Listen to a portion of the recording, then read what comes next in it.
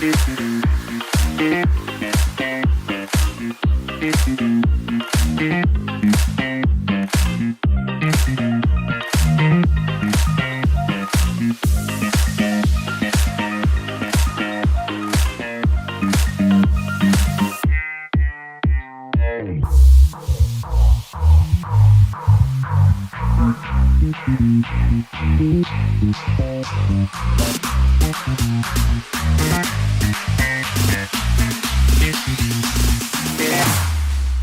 we go now.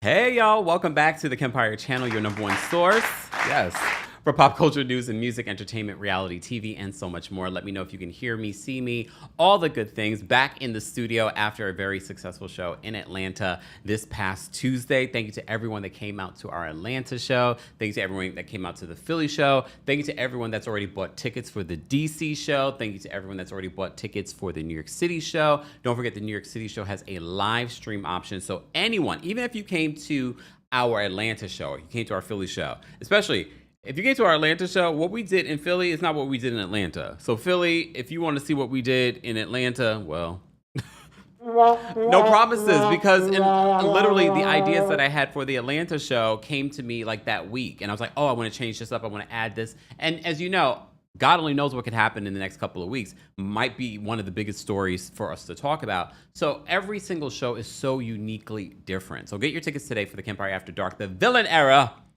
Look. It's coming to Washington, D.C. on August 22nd. Then I'm in New York City on September 12th. Get your tickets today. More information will be available in the description. All right. Goss. Hey, Goss the Boss. I met Goss the Boss at the Atlanta show. So when I was at the Atlanta show, the guy taking the tickets mentioned offhandedly how nice of a young man Kempire is. Just a class act. Oh, thank you, Goss the Boss. I met Goss the Boss. There was so much tea spilled in Atlanta. Oh no, I got to do a separate live to talk. I can't really divulge everything, but we'll talk about the experience of being in Atlanta for like 48 hours. When I went to Atlanta last year, I did all the things. I went to the High Museum. I went to the aquarium. I went to the different restaurants. I was hanging out. This time around, I was like, in and out. Look, in and out. But we had such a fantastic time. But I'll talk about that separately in another live. All right? Today is about our friends over at the Real Housewives of Miami. They are filming their reunion here in New York City today. As we speak, they're filming their reunion. And I saw The Hollywood Reporter did an article. I did not get a chance to read the article. I did see some of the hot takes coming out of the article. Ratings are up this season, apparently like 14%. Please understand too, and I'm not saying that this is not true. You know, we love Real Housewives of Miami. But please understand, Bravo does these sort of exposés or these editorial collaborations with these major outlets to drum up a different narrative. I'm not saying that the ratings aren't up for Real Housewives of Miami, but come on. You're not telling me they're that up in comparison to the live viewership that we're seeing based off of Bravo's numbers. It's far different than what we're seeing with Real Housewives of Atlanta. You're not telling me that, oh my God, they're shaking the table on Peacock. I love Real Housewives of Miami, and I think they deserve it. However, come on. I'd like to really break down these. You're probably understanding now with social media more than ever how the media controls and spins things, especially if you travel outside of the United States. You understand like, oh, this is how you guys view us. This is what you guys are talking about outside of the United States. So this is why I say these things, just to kind of just keep you looking at things with a critical eye. Okay, but I'm not saying that they don't deserve it. I love Real Housewives of Miami. You know that if you've been here. I love them. I'm just saying, come on now. All of a sudden this week we're gonna get an editorial from the Hollywood Reporter about how good Real Housewives of Miami is. Really? Because everyone has been talking how bad the ratings have been. But like I said, I enjoyed the show. The ratings don't equate to quality. I mean, you saw Real Housewives of Beverly Hills in their last season. They had tremendous ratings. The quality was not there. Oh, and if you came to the Atlanta show, he says, show the receipts, right? They're never going to. They're never going to. But if you came to the Atlanta show, we talked about Bozema. I didn't expect to talk about Bozema, but you probably saw that interview that she did this past week. We talked about a lot. We covered a lot. Shout out to Atlanta. Shout out to City Winery. Shout out to the Baddie Twins for holding us down as our MCs for the night. We had a good time. Okay. All right. Where do I want to begin? Oh, let's start with the seating chart. Let's start with the seating chart for the Real Housewives of Miami reunion that is happening as we speak here in New York City. I'm looking forward to seeing their reunion fashions. We haven't seen that yet. I'm sure maybe in a couple of weeks we'll see that. But this is the seating chart, and a lot of us were shocked. Look at the seating chart. So the seating chart for the people that are listening to this on the Kempire podcast, you have Andy Cohen there, of course, in the middle. But then you have Alexia on one side and Stephanie on the other side. Stephanie? Did Stephanie buy her seat? Because we have to keep in mind we're only on episode 9. They probably have maybe at least 7, 8 more episodes before we get to the reunion. Maybe 9. Her beef with Alexia is going to be what brings her to next to Andy. I don't get it. Hey, Chef Lorraine. I met Chef Lorraine at the Atlanta show. I still don't see it. I don't see it because at the end of the day, the root of whatever issues that Alexia and Stephanie have are not that deep, are elevated in a way that's not even necessary. Like last week's episode when it came to Alexia being so upset with her calling a Rottweiler. You called yourself a Rottweiler. So are we going to drag this beef out till Seville? Like, no. If anything, the issues between Julia and Guerdy have played out on this show throughout the majority of the season. You see in this week's episode, it seems as if they put things to bed. Okay? Maybe they don't talk about it for the rest of the season, but it's been playing out on social media ever since. Production, read the room. But if you look at the chart, everyone that's sitting across from each other have had issues with everyone else. So you see Alexia versus Stephanie, Larsa versus Lisa. My thing is, why is Guerdy and Julia not even in the second seat? Please understand, disclaimer, I don't care about where they sit. It doesn't mean that they're going to keep their jobs or not. They're all going to come back, except Julia. I hope not. I hope not. I would not miss Julia. I said to myself, thinking about Real Housewives of Orange County, if Gina and Emily left, would I be heartbroken? Would it change the dynamic of the show? No, no, no. If Julia leaves, would I be heartbroken? Well, if you've been following this page and this channel, then you already know I've been wanting her to leave for a long time. But that's me, okay? So then you have Julia versus Guerdy. Then you have Marysol versus Adriana, despite them making peace this week, okay?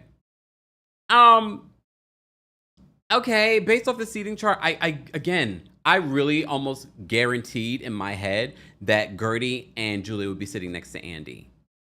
Almost guaranteed it in my head. But again, we do not know how the rest of the season plays out. April says Julia or Julia. If you still watch What Happens Live last night, Adriana brought up that, some of these women haven't even graduated high school. And Andy was like, who? Why did Andy automatically think L? Larsa or Lisa, it would fit. Andy is so shady without necessarily being shady. He said, does it begin with an L? At first I thought Lisa, but then I was like, wait, Larsa, it could fit for Larsa. But you saw how Adriana's like, no, Larsa graduated college. I think we all knew that. She doesn't act like it, but I think we knew that. So everyone was like, oh, she says it begins with a Y.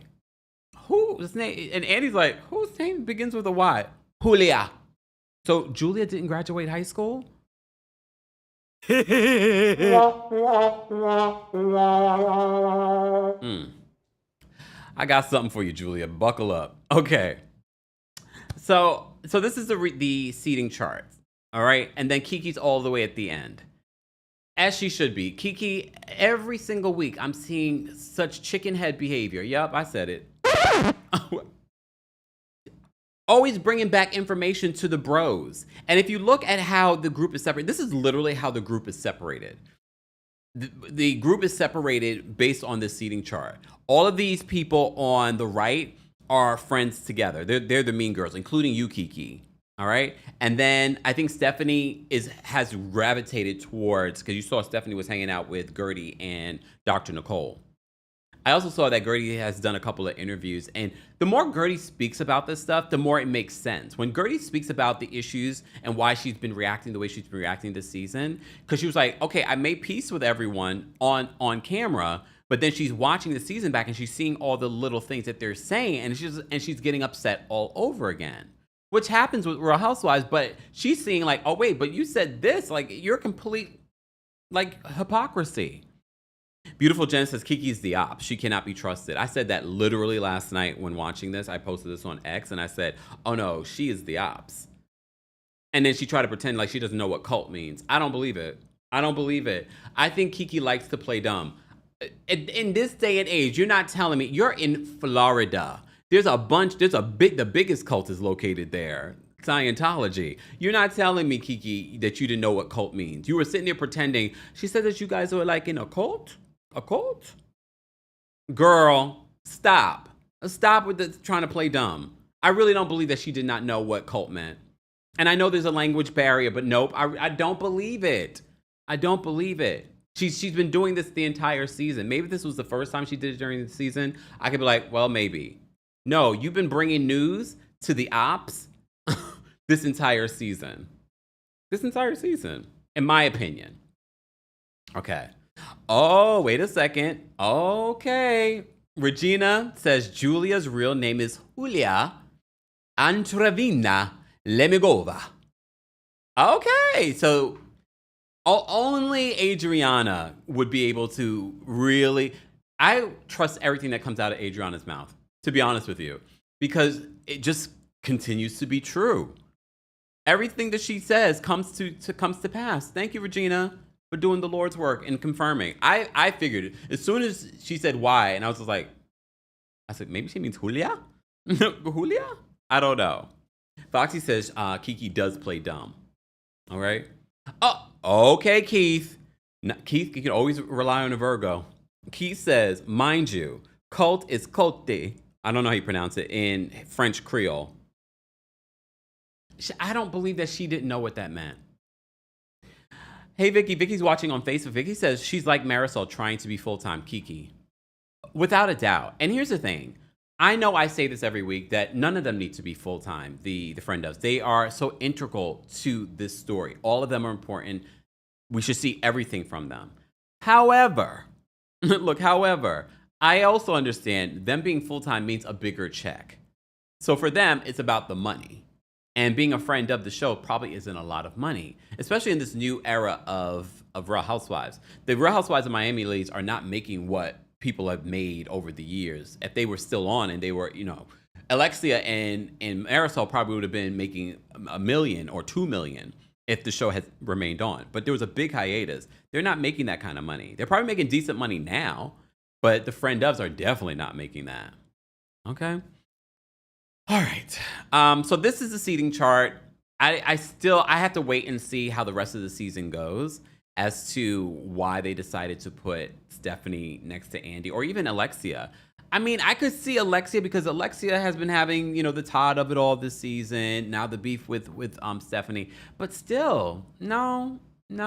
It will also be interesting to see how they handle the microaggressions from this cast, not just from Julia. The macroaggressions from this cast when it comes to the whole Guerdy of it all. According to the article from the Hollywood Reporter, they said that Julia was reprimanded for splashing Guerdy the way that she was. Well, the same way that you guys reprimanded Britt Edie. I don't trust anything that comes out of Bravo's mouth. Again, this is all a PR campaign. they didn't. I don't think they expected the backlash, because my thing is, how many different wives have been on Watch What Happens Live since this happened, and in no time did Andy denounce that behavior. At no time did he denounce it. He didn't endorse it like Isaac Mizrahi. So glad. Whatever, sir. I saw that Guerdy got really emotional when she was on Gibson's Gabbing with Gibson? Gabbing with Gib?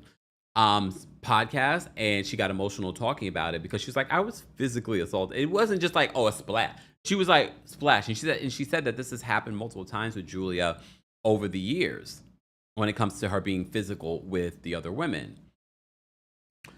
But anyway, so that is the seating chart. I mean, they could have put Kiki on the other side, but they put, this is how the cult has been formed. All right. Julia, you can go. I can't stand Julia. I've been saying that. I just can't stand her. And this season was just really the cherry on top. It was the cherry on top for me. Oh, I did see this, El Michelle. Hey, Michelle. El Michelle came to the show too. El Michelle says, Kempire, did you hear Andy say that he wishes issues can be played out instead of housewives ousted? Agreeing with Lonnie. Lonnie's hot takes, Lonnie loves hot takes in regards to unpopular opinions, were cringy, especially coming from a black woman. Some of them, those hot takes were cringy. I was just like, really? But again, that was the name of the game. But one of her opinions was that, instead of just getting rid of people, I wish you would just allow things to play out. But here's the thing. I know you would like to see that, but we are still in a work environment. It really depends on what actually happened. If it was something that could be discussed and worked out, maybe. However, if it's something like threatening somebody with a pistol or being physically assaulting someone, there should be zero tolerance when it comes to that. We don't need to see things play out. Like when we look at the Kenya and the Britt Edie of it all, we don't need anything to play out with Britt. Britt wasn't a good housewife regardless. It would have been the same fakery we would have gotten in season 17. But that's me. Shout out to our members. It is a members. Oh, I forgot to mention that. It is a members only live chat. We do this at least once a month here on the channel. So shout out to our members. To become a member, head on over to teamkempire.com/join. All right. That's what I was wondering. I was like, oh, wait, I'm only seeing members say, because I made it a members only chat. Okay.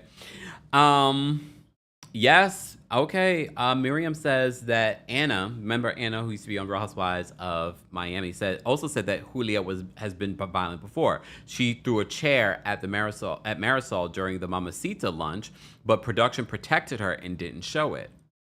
I did hear about that. There are a few examples. Again, Julia could go. The show would survive and be okay without Julia and Martina, especially with Martina's here's the thing. Technically, legally, Andy could not just let go of Julia because he's upset about what she said when it comes to surrogacy. But I'm going to help you out, Andy. She's a terrible housewife. No one likes her. We definitely, after this season, do not like her. She could go.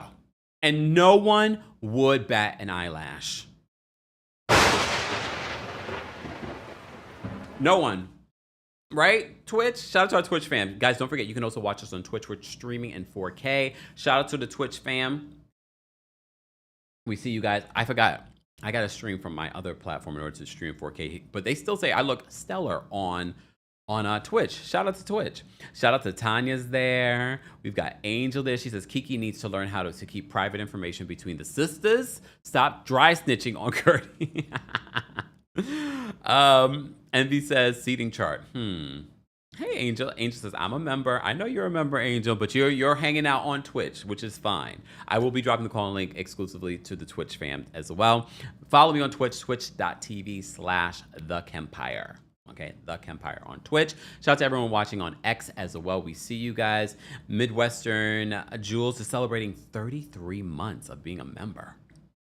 They say, so is the seating chart on X by Bravo real with Stephanie and Alexia side by side to AC for reunion and not Guerdy? Again, love this community. Yeah, that's the real one. I just showed it to you. Midwestern Girl, I'll bring it up again. This is the actual seating chart.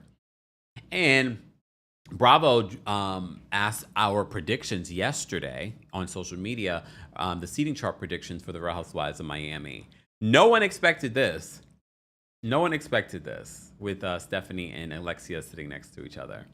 All right, let's get to this episode because I'm already kind of like, this is an okay episode for me. What did you guys think of the episode? If you had to rate this episode from 1 to 10, how would you rate it? It was okay. It was all right. It will be interesting. I'm thinking once we get on a trip and we go somewhere, I'll be more excited. So we have these two simultaneous scenes happening. I didn't know that you can basically bring your dog to a doggy brothel because Basquiat, her dog, remember she's an art curator, so of course she knows who Basquiat is. I don't like how people were trying to downplay that Adriana is not smart. I know Adriana downplays her smartness a lot of the time, but she will gather you together and be like, yes, I'm a part of a hybrid program at Harvard. This is probably her second master's, if not her third. I'm not surprised. And I think based on the timeline that she gave, she should be done with her master's this year. She said the spring, and this was filmed last year. So we shall see. All right. So Adriana goes to the doggy brothel with Lisa. And she says, before she gets her dog snipped, she wants him to get one last hurrah. Because he has a habit of, my thing is he's like 3 years old, she said? 4 years old? Why hasn't he been snipped already? Okay. Because he likes to, hump on people's legs. Okay. Anyway, so she brings the dog there. She's like, I do not want to watch. But they find a candidate for Basquiat. All right. Then she sits down with Lisa to talk about everything that went on with Marysol. And she says that she's regretful. She says she drank too much. But she's definitely regretful about what she said about Marysol, even though all of us are still laughing about it. Okay, maybe not talking about her looks or body shaming her, but some other things that she said were funny. Okay. Then she says that she doesn't like that she then talks about Julia, and she says she feels like Julia's intentionally forgetting some of the things that Marysol and Alexia have said and done. I said this on X. Julia is not even loyal to Martina. So we should already know if she can't be loyal and show up for Martina when Martina's having cancer or going for chemotherapy, please understand, she would never be loyal to you. As a friend, if I saw you were like that, very flippant, or you make everything about you, she's a narcissist. They're all narcissists. But please look at Julia's behavior. Julia is a narcissist. Because she makes, even the stuff with Guerdy, she makes everything about herself and how she's hurt and how she's been hurt in the situation. Remember the whole celebration that was supposed to be for Martina? Now it becomes about her becoming an opera singer and that she's going to perform at this thing. So it's about her again. But I think Martina's okay with it. I think Martina has reached a point in her life. She's like, I have this pretty model. And sidebar, did you guys hear this is a rumor, alleged. I don't know if it's true. I did see that Adriano allegedly was in the comment section confirming this. The issues on the cruise with Guerdy and Julia, I guess apparently Julia wanted to be with Captain Sandy or cheat with Captain Sandy, allegedly. I don't know. I don't even know if it's considered cheating. I think Martina and Julia have an open relationship. This is not the first time that we've heard allegations that Julia has been with black men or been with someone else, blah, blah, blah, blah. You know what I mean? So, I mean, it crossed my mind, but then when people were confirming it in the comment section, I was like, oh, do we think that's why she didn't want Guerdy there? She wanted Captain Sandy all to herself. Mind you, Captain Sandy is married too. But again, maybe there's open relationships. I don't know. But it wouldn't shock me. But I also think Martina probably allows it. We haven't seen Martina, and literally we hear in this episode how cancer can affect your intimacy and things like that. So maybe her having the cancers also affected intimacy between them. And maybe she's like, you know what? You can go out and do your own thing. I don't know. I am speculating. Okay? Just to emphasize, I'm just speculating. Foxy says that Captain Sandy's married. So is Julia. I watched that season when she proposed to her girlfriend on Below Deck Med. I'm not watching the current season of Below Deck. I need to get into it. I love Below Deck. It's like a nice warm hug to watch. I don't really love all the changes since Captain Lee left, but I haven't heard anyone talk about this current season. I'd be interested to see what this current season's giving. All right. So Adriana's getting Basquiat done. Okay. We also had this other scene with Julia and Marysol having drinks. Marysol says that she was very offended by the things that Adriana said about her body on the boat. And she says she also didn't like that. She feels like Adriana's always taking digs at her. And she felt at the narcissist party, the Grecian party, she kept on putting red flags in her thing. That's because, here's the thing. I know in Marysol's mind, she feels like they've made peace, her and Adriana. I believe that they don't like each other. They will never like her. If you flash forward in this episode, when they come back after their peaceful conversation, and she mentions, I've made peace with Marysol. Look at Alexia's face. Alexia did not look happy about that because they have this toxic best friend loyalty that they can't help but like, yeah, we both hate Adriana. We're going to always hate Adriana. Okay. Oh, okay. Angelique says Below Deck is just now getting good. Was slow and boring. Oh, God. Well, that's not going to keep me to getting in. You know what I am currently watching on Netflix? The Hunting Wives. I had started watching it maybe a couple months ago, and then I stopped. And then a lot of people were talking about it on social media. And I was like, let me get back into this. So while I was away, I started getting back into The Hunting Wives. No spoilers. I heard the ending's terrible, but I only have like 2 more episodes. It's good. It reminds me of like a Dallas. Remember Dallas?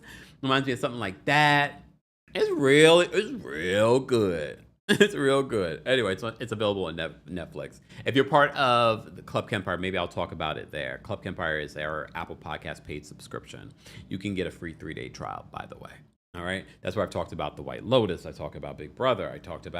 I spilled tea there. Maybe I'll spill some of the tea from the show in Atlanta there. Okay. Beautiful Gem says Hunting Wives is so good. It is. Nicole says that's my series. Mr. Melon Magic says, baby, that show is good. No spoilers. Yeah, no spoilers, guys. Very good. Like I said, maybe I'll talk about it in Club Kempire. Okay. All right. Where do I want to go? So Marysol talks about she didn't like the body shaming from Adriana. But Adriana, in her conversation with Lisa, was owning up to it. She said, I drank too much. I went too far. I shouldn't have said those things. At least she owns it. At least she didn't need someone to tell her that. Okay?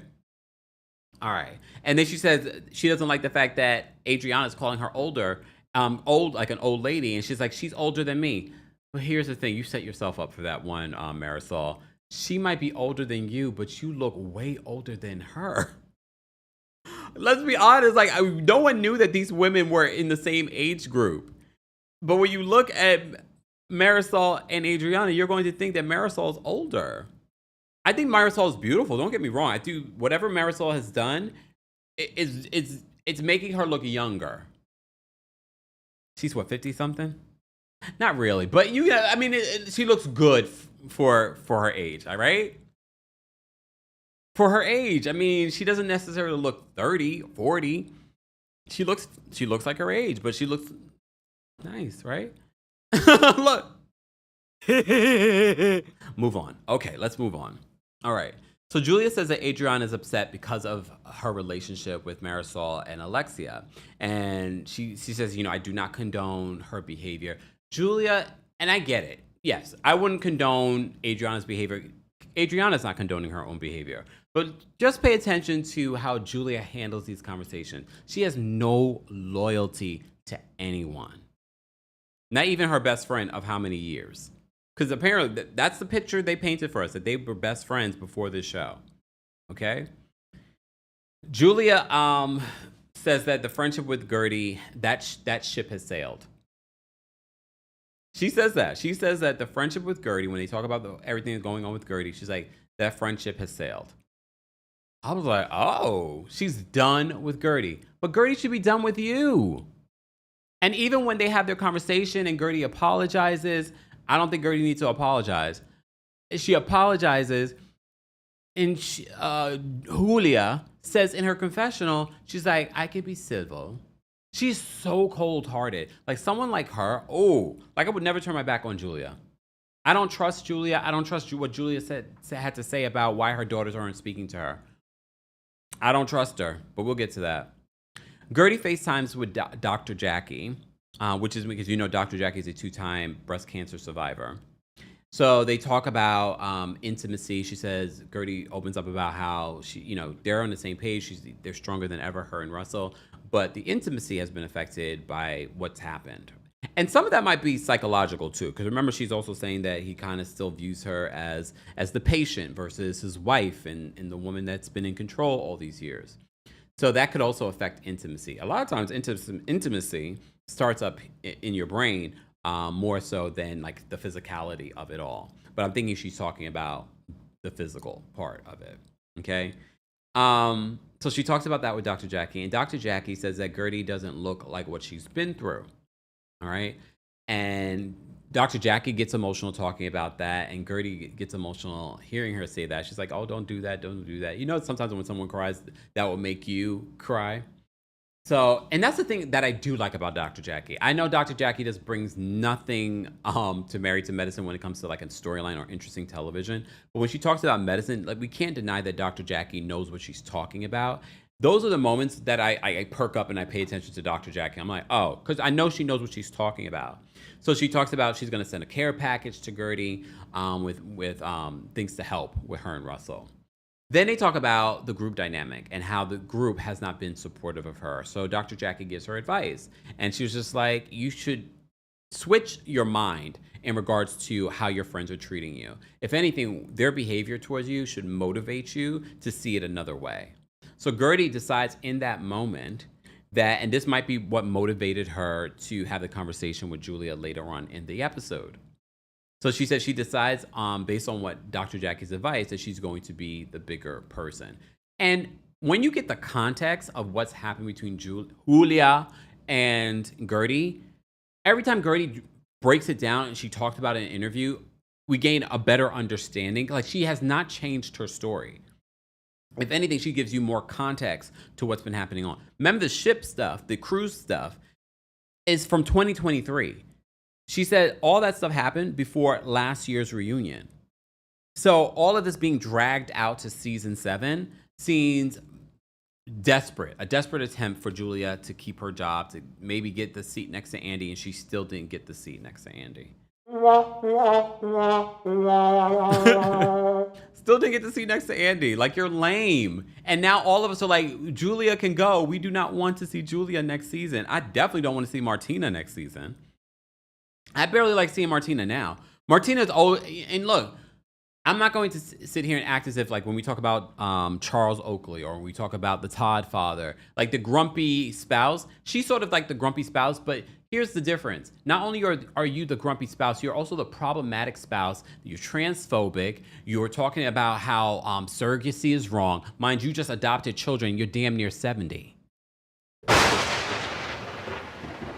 I thought it was interesting and kind of rude when Stephanie said, so how old will you guys be when the kids turn 20?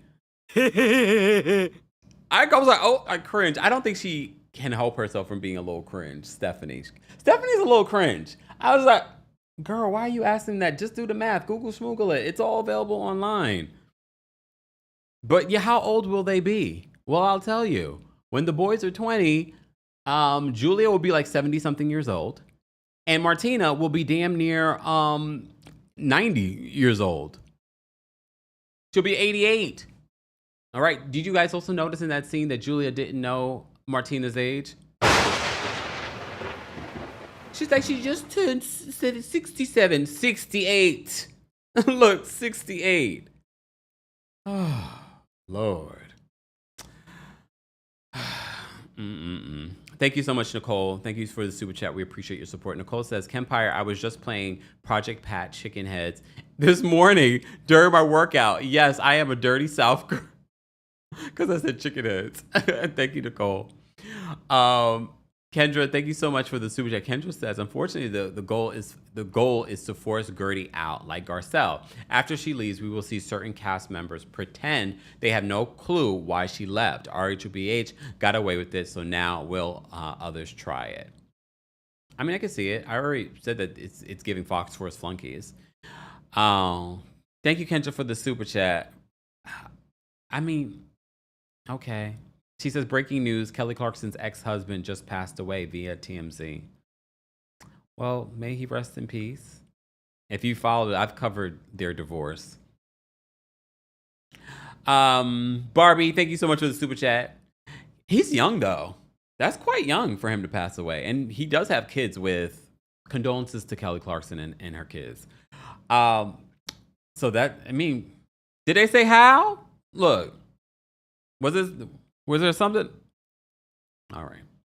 Barbie, thank you so much for the super chat. Barbie says, Kempire, I am so blessed to have met you. Thanks for your encouraging words, and please come back to Los Angeles. I mean, I would love to. Oh, your picture is us at the meet and greet. Thank you, Barbie. Barbie Querez. Is this your YouTube channel that you were talking about that you launched? She talks sports, y'all. She was talking sports. And she came all the way from Orange County to see me. I appreciate it. Thank you so much, Barbie. I will definitely come back to LA. The venue that we used last time, which we loved, actually closed down. I have to double check and see if they ever reopened, but we have to find a new venue in LA. But before I can come back to LA, I know so many other people want me to come to their city, so let's not even talk about it. Because then everybody's like, no, you need to come here. No, we're not even getting into that today, okay? Dr. Payne, thank you so much for the super chat. Dr. Payne says, hi, Kempire. Hi, friends. I'm loving Guerdy. That's all. I can't wait to see Guerdy's outfit for this reunion. I mean, the Miami ladies usually bring good fashion, right? Guerdy does usually. We'll talk about the Preppy party. Your agent, Keela, thank you for being a member, and thank you for the super chat. Keela says, Kempire, hear me out. Bring the villain era to Vegas. Martina gets to Lulu. Why to Vegas? Adriana needs to keep her foot on Marysol's knees. I'm sorry. Because, we normally say keep your foot on someone's neck. She said,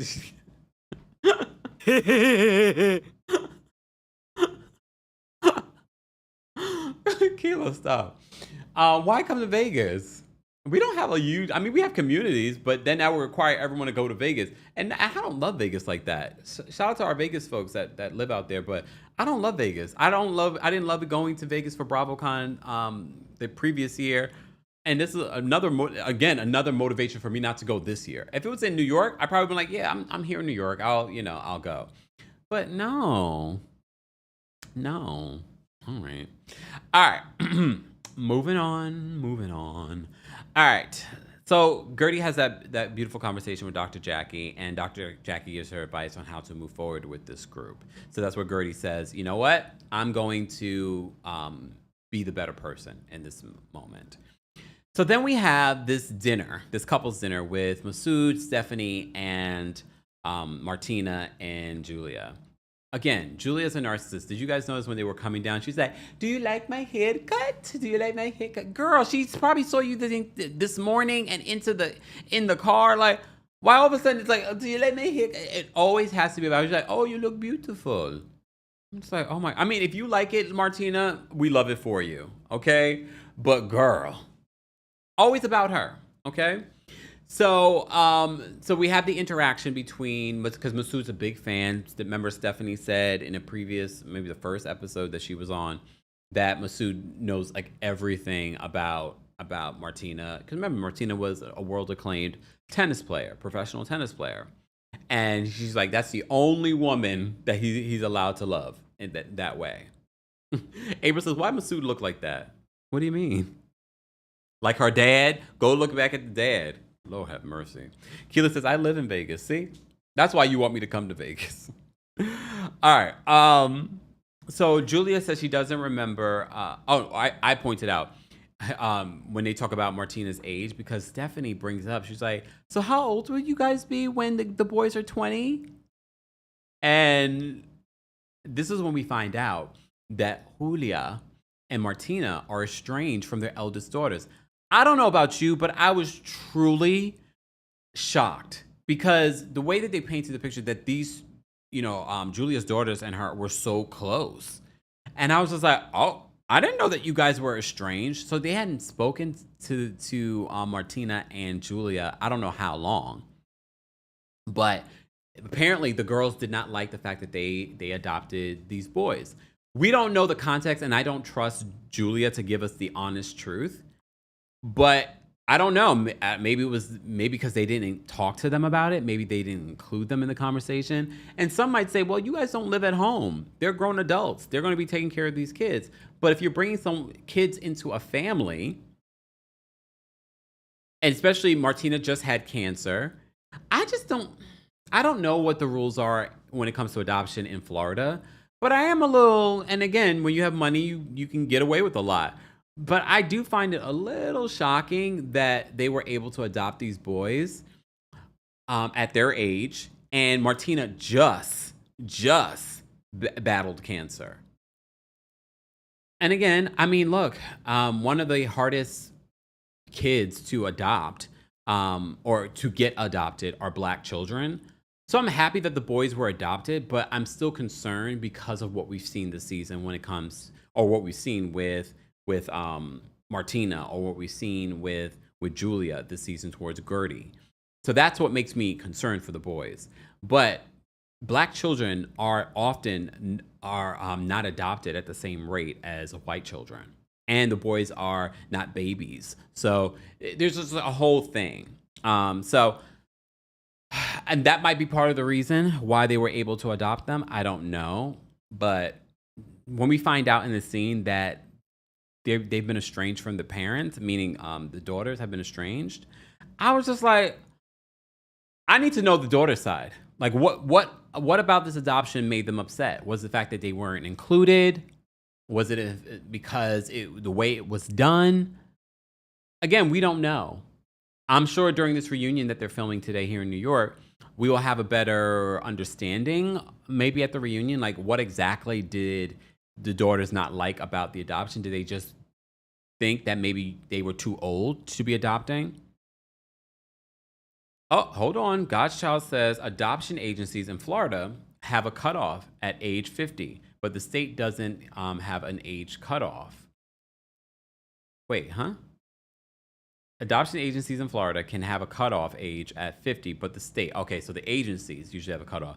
I think they probably threw their money. They threw their money around. They're public figures. I wouldn't be surprised that this adoption allegedly may have not been, read between the lines, okay? Coco says, has the adoption been approved? I believe so. Because I think it happened during the season. Because remember, I think it wasn't fully there when she made the announcement on the show. But then I think when you see the social worker, that's where we're seeing it was about to happen. All right. Okay, Jen says, gotta split the will 4 ways instead of 2 ways.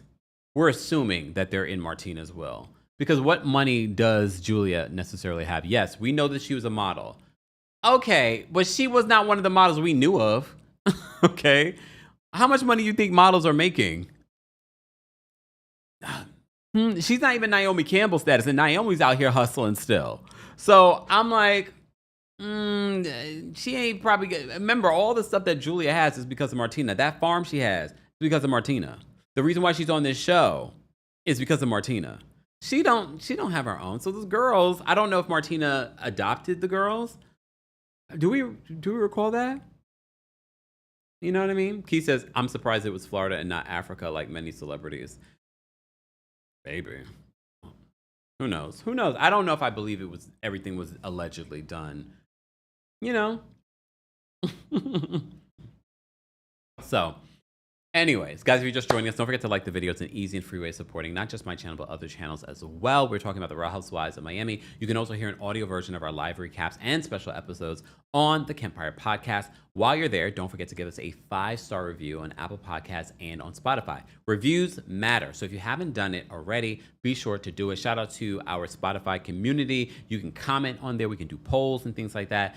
And on our YouTube post page, we posted today that we've announced that we're going to be doing the Rewatch, Rewind, Recap with myself here on the channel. We're going to start off with Real Housewives of Atlanta and New York. I've asked you guys what seasons we should start with. I don't want to necessarily start with season 1 because I feel like that's when they're getting their feet wet.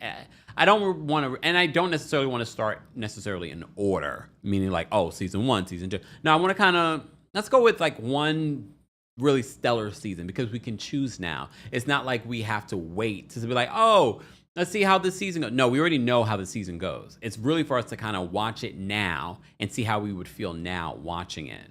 So I've posted that. Be sure to let me know your thoughts. I saw a lot of people saying, do season 1 of Real Housewives of Atlanta. And I was like, I mean, it wasn't a bad season. I just don't want to do that. I want us to kind of like choose a season. And I already seen a lot of season 3s for Real Housewives of Atlanta. Let me know in that post, and then we'll do a poll, and then we'll start. I think next week we'll start recapping. And I'm not going to recap episode by episode. I'm going to recap a few episodes at a time. So stay tuned for that. Hold on. God's Child says, my bonus child cried real tears when my husband and I adopted, and we talked to her about our plans for 2 years before. It's a change in the family dynamic, so I get it. I'm glad you shared that. Thank you so much, God's Child, for sharing that. And that I just again, it's Julia, so her explaining things sometimes isn't necessarily. It doesn't always land, and it could be the language barrier. I understand that, but I also know that she lies. So I'm sort of like, what exactly? I want to hear from the girls. Maybe later in the season we'll see the girls actually talk about it on the show. I don't know. But right now she's estranged from her daughters and because of this adoption. And remember this, the adoption seemed like it was very sudden. She was off getting a facelift and blah blah blah, whatever. All right. Marysol's so at this Stephanie and Julia dinner, Julia brings up, we're going to bring Alexia to Seville for the cash trip. She invites her.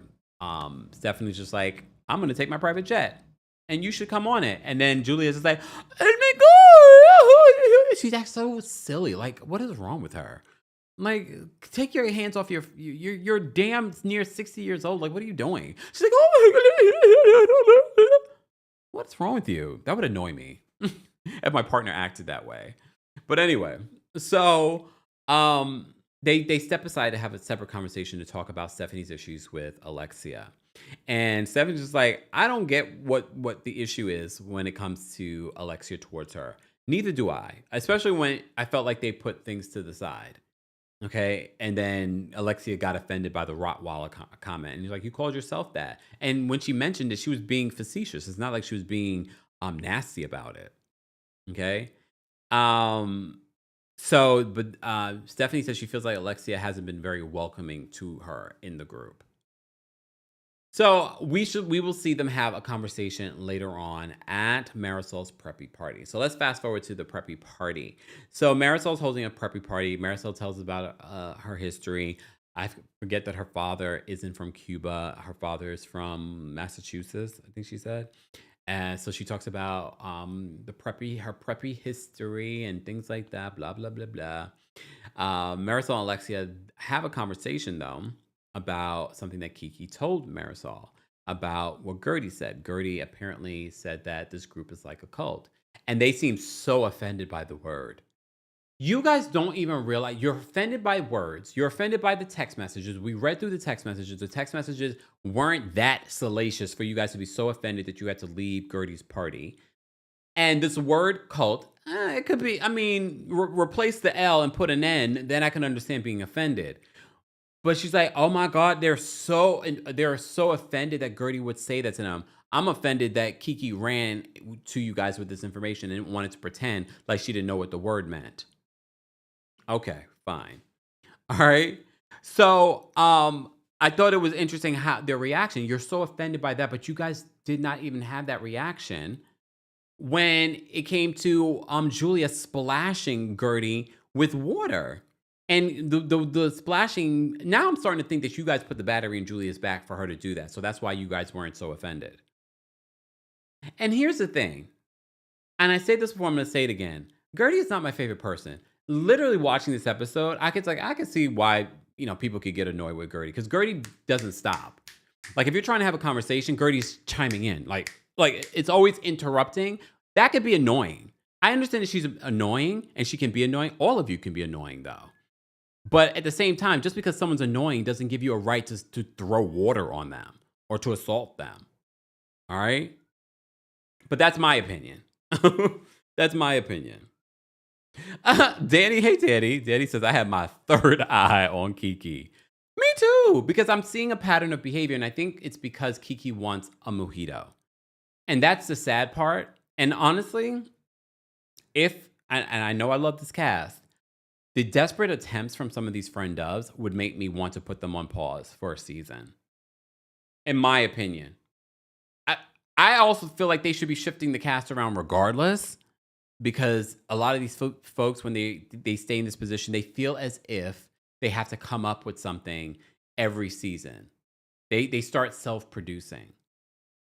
And although I've enjoyed this season, I'm just sort of like, I don't know. I can see the writing on the wall. Goss the Boss says, the goalpost for Guerdy is unattainable. Yeah. Guys, we are almost at 300 likes. Don't forget to like the video. It's easy and free way of supporting the channel. Shout out to everyone watching on Twitch. Hey, Twitch fam. I see our Twitch fam. Hey, Twitch fam. They say they just want to hate on Guerdy. And like I said, Guerdy can be annoying. I can see how Guerdy can be annoying. But at the same time, I'm like, you all can be annoying. Nicole, thank you so much for the super chat. Nicole says, I love when you imitate Julia. You sound like the Swedish cook from the Muppet. Oh, Julia. Sorry. Brandy, thank you so much for being a member and for the super chat. Brandy says, did you see Lonnie Love on Watch What Happens Live? She says, one of the 3 things Bravo needs to stop doing is putting random black women on these predominantly white shows. I did see that. We talked a little bit about some of her unpopular opinions. Here's the thing, though. I get what she's saying because some people have said that before. But where have they put a black woman where you wouldn't necessarily see a black woman? That's the thing. What city? Not they put a black woman in Orange County. No, because we know people, we have viewers that are black that live in Orange County. We know it's not predominantly known for that.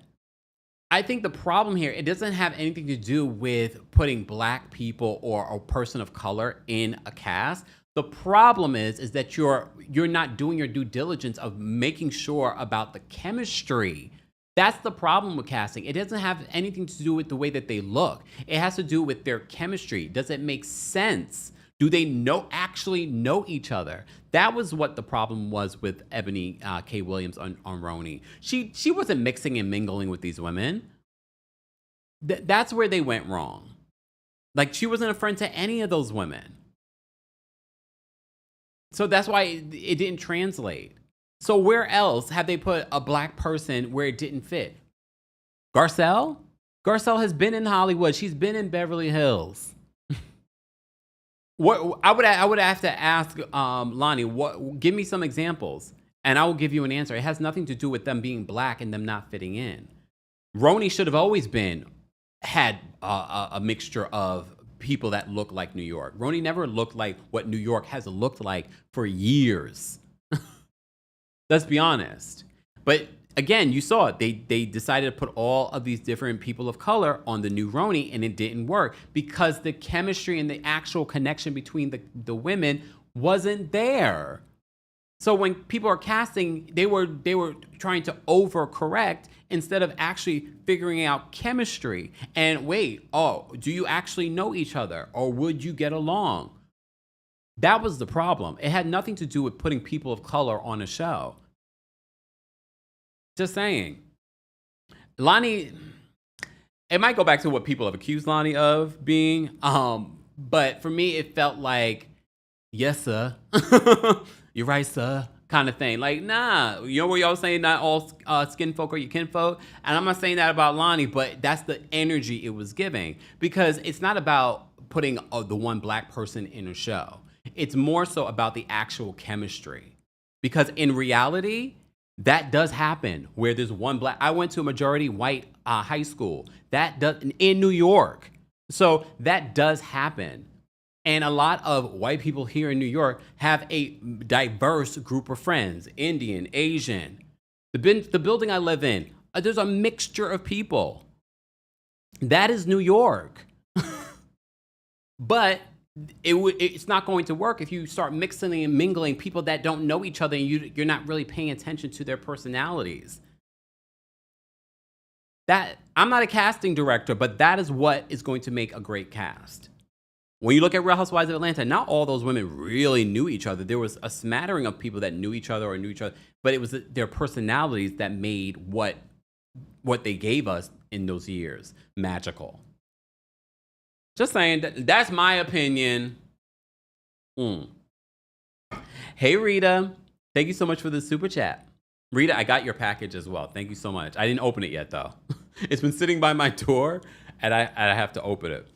Thank you, Rita. Rita, thank you for being a member. Rita says, as a fellow breast cancer survivor, it breaks my heart the way that these women treat Guerdy. No compassion at all. No trip to support her. Oh, my gosh.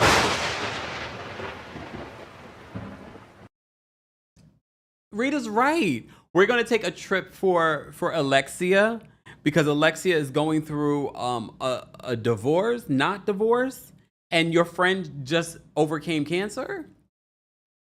Did anyone do anything for Guerdy? You bring up such a valid point. She says nothing, instead dehumanizing her. I was in tears, very hard to watch. Come on. Because not only are you offending women of color, black women, you're also offending women that have battled cancer before and they know what Guerdy's going through. She's been very transparent about the after effects of cancer and breast cancer. But I didn't even think about that. You're so right, Rita. Like, where's her parade? Where's her celebration? And this could be a trip for both of them. But where was it? Brandy, thank you so much for the super chat. Brandy says, Alexia talking about that sinister, like, shut up already. Just looking for something negative regarding Guerdy. Yeah, in regards to the whole cult comment. So as soon as she makes that comment, they bring up that comment, Guerdy's the first to arrive. So Guerdy posted on social media receipts. Guerdy has been, I have to say, every receipt that Guerdy has dropped has proved her point. Because she's the only one that came to this event with gifts.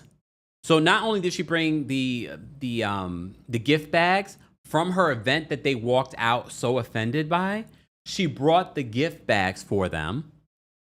She didn't have to.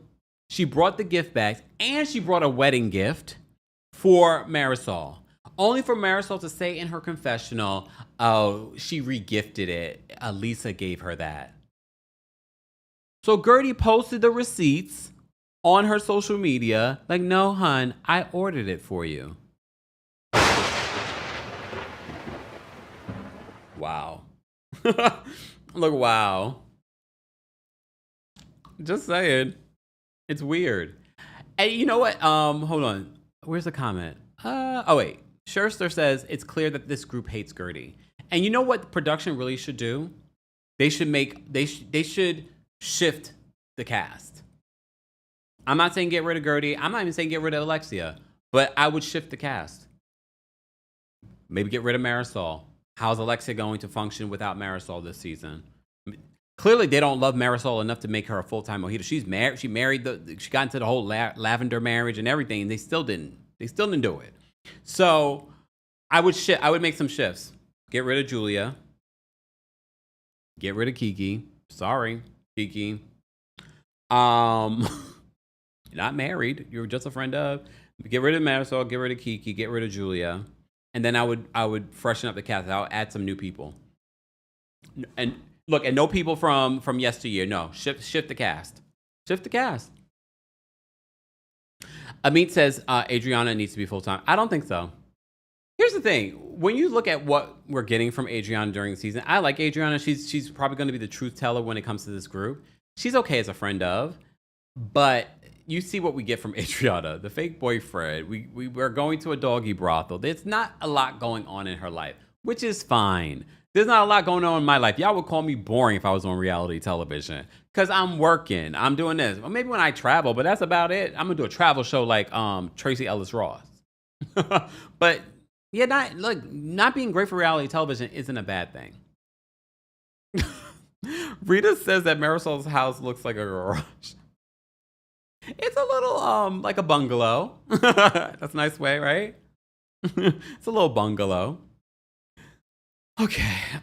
Vicky says, no, Adriana does not. Yeah, I don't think Adriana needs full-time. Definitely not. Beautiful Gem says, bring Dr. Nicole and 2 more. I don't think Dr. Nicole's going to come back, to be honest with you guys. She doesn't need it. She doesn't need this job, y'all. She's got a good husband. She's got a good job. She's got the 2 babies. She doesn't need this. I don't blame her. I don't blame her at all. All right, before we move on, I am going to drop the call-in link first for our Twitch members. Twitch, I'm going to drop it for you guys first. I'm going to take a few callers for our Real Housewives of Miami recap. If you're part of the replay crew, shout out to you guys. Be sure to let us know your thoughts on this week's episode of the Real Housewives of Miami and the Real Housewives of Miami season 7 reunion seating. So let me know. Exactly. I say it definitely gives pool house. It doesn't give. Maybe that's why she doesn't get a mojito. She needs to start renting a place like her bestie, Alexia. All right. So Marysol makes that comment about Guerdy regifting. I mean, even if it was a regift, that's a good damn hell of a regift, right? Like, why would you say that? It's weird. The microaggressions are so macro. All right. So they talk. So Guerdy and they confront Guerdy about the whole cult conversation, and I wish Guerdy would have been like, "Yeah, I said it because you guys are acting like you're in a cult. No one has their own brain." But Guerdy then makes it like, I'm going through what I'm going through, and I feel like no one has my back. Everyone has Julia's back, and Alexia's like, "You got to be careful with saying stuff like that. What you want to say about the friend group?" And then she's like, "I have a feeling like you don't want to be in this friend group." It sounds so mean girl. It sounds so sorority. It sounds very much like the Fox Force flunkies. Like, no. And then they really, both Alexia and Marysol try to separate themselves. No, when she says that she feels like this group is a cult, she's talking about y'all being the cult leaders. She's talking about y'all being the leaders of this cult. I understood completely what she meant by, this feels like a cult. Can you imagine if it feels like everyone's trying to push you out? Everyone's on the right, on their page, and no one's on your page at all. No one can see your side. And don't be surprised. I can see Lisa. If they pull her in, Lisa will leave Guerdy and Adriana. Let's be honest. But at least she has their back now, and maybe because she's on the outs with Larsa. Maybe. All right. So they talk about that. They move on from that. Marysol and Adriana end up having a conversation. What did you guys think about the outfits? Who got it right? Who got it right? I have to say the worst outfit for this preppy look, even though it was preppy, had to be Julia. Okay? It had to be I was like, where is she going? I know she said she put on Martina's outfit. I was just like, you look horrible. You look like you're about to go clean the pool.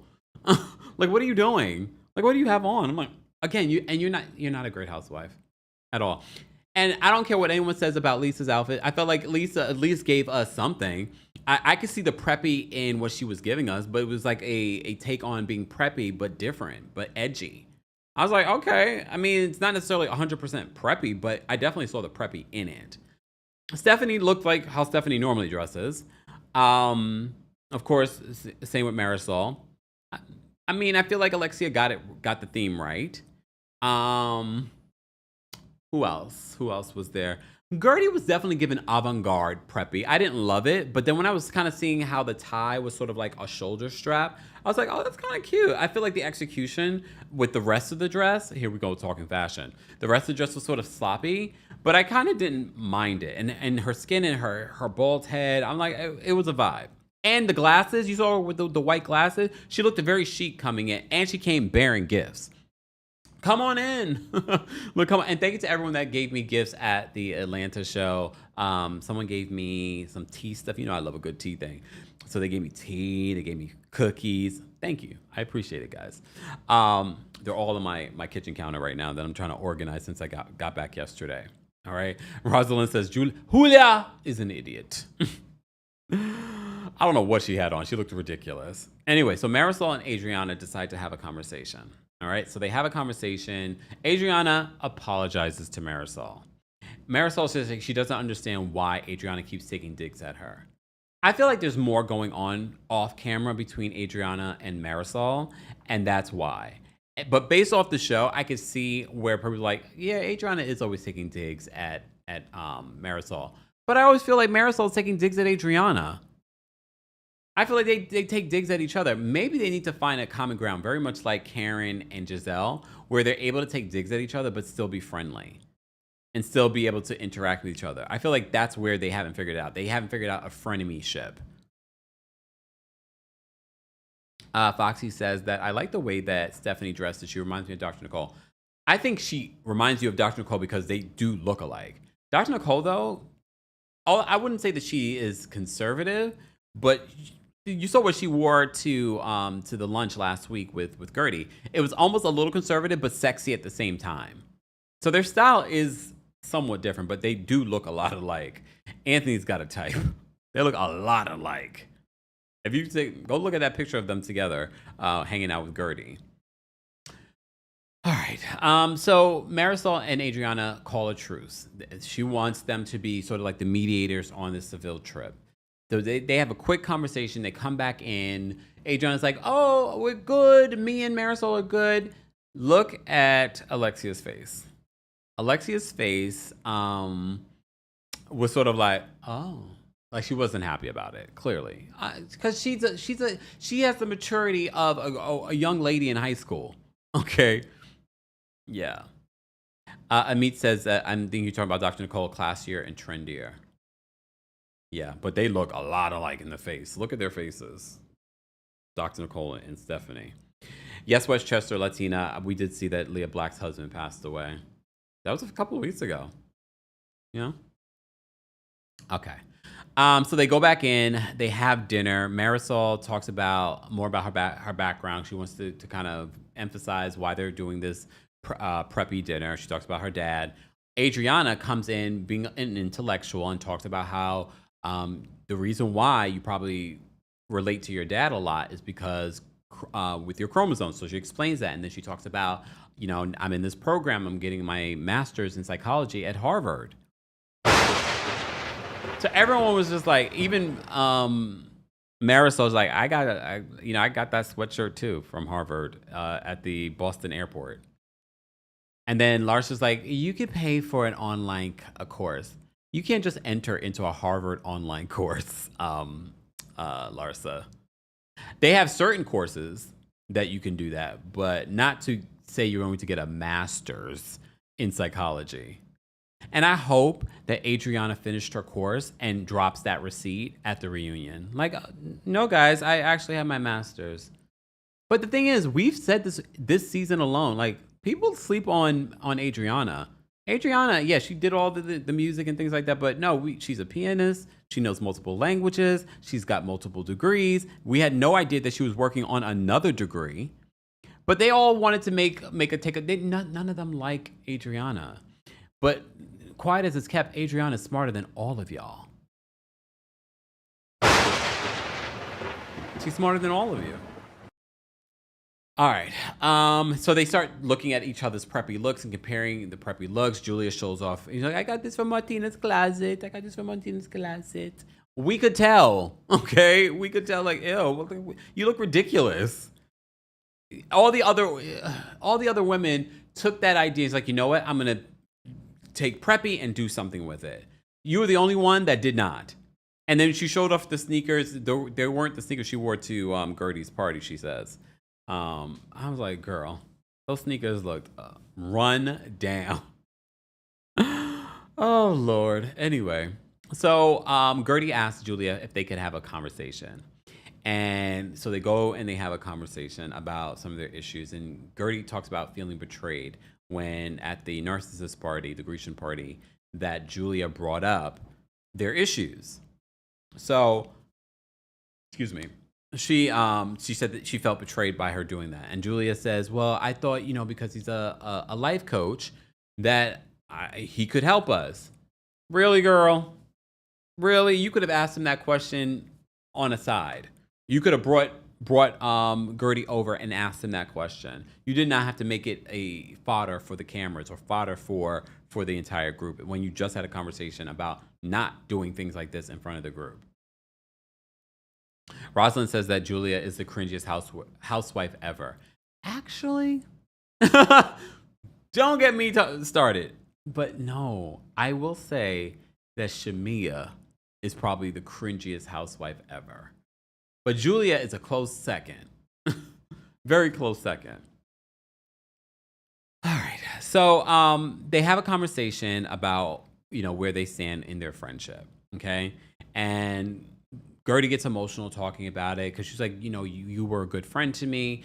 And I understand why Guerdy probably feels blindsided this season with Julia, because she's like, you're bringing up something that happened 2 years ago. And now it's led to this. You're splashing me with water.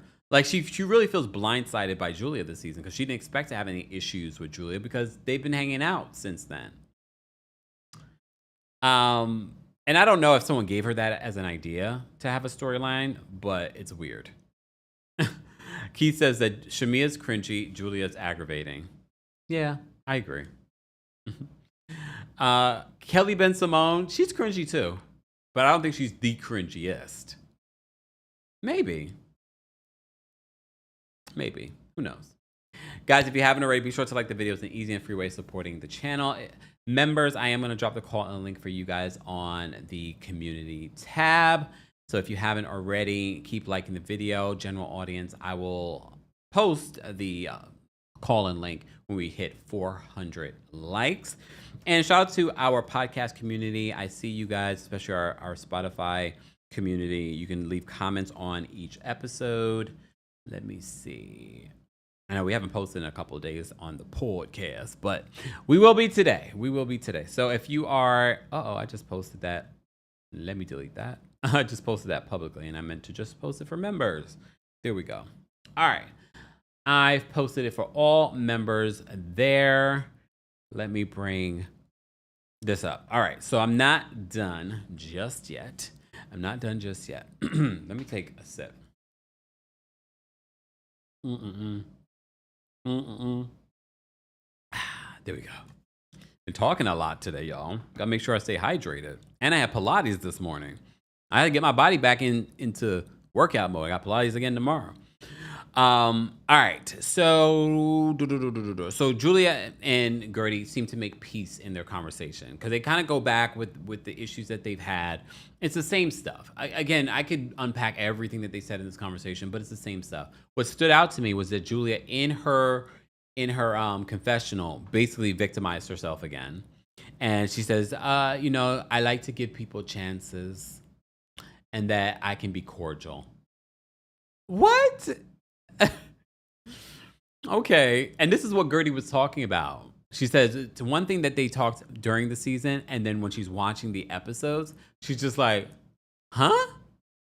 She's thinking that you're in a better place, but then completely not. She wants to just be cordial. It's okay, Guerdy. You can just be cordial with her. She won't be back next season. She should not be back next season. I think if they bring Julia back next season, it's only going to hurt the show. I don't want to deal with another season of Julia and whatever storyline she's going to try and give us. Just saying. So, Julia gets back to the table. She talked about the trip and how Stephanie says she's going to take 3 other housewives. She can't take all of the housewives because of how long the trip is across the ocean, and from Miami to Seville.